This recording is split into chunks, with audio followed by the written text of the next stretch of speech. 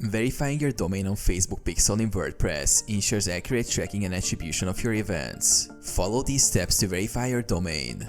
Access your Facebook Business Manager. Go to Facebook Business Manager.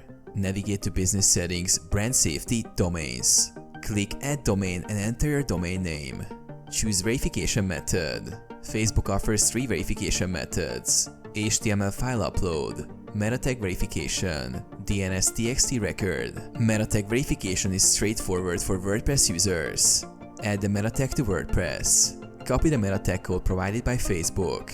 Log into your WordPress admin dashboard. Navigate to Appearance, Theme Editor.